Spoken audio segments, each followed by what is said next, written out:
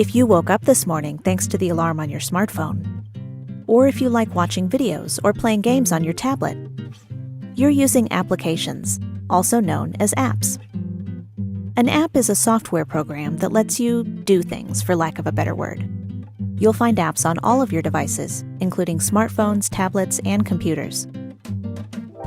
Some apps help you complete tasks, while others are just for fun. Here are some examples of ways you can use apps. Mobile apps are apps that run on your smartphone or tablet. They can make many things in life more convenient. For instance, if you're looking for a place to buy coffee, an app like Google Maps can determine your current location and then recommend nearby coffee shops.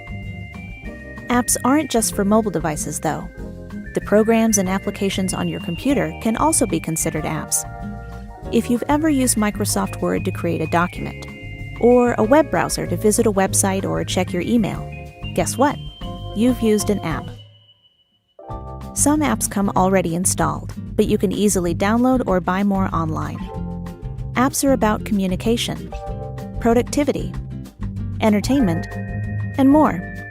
With so many possibilities, you're sure to find several apps that are perfect for the things you do.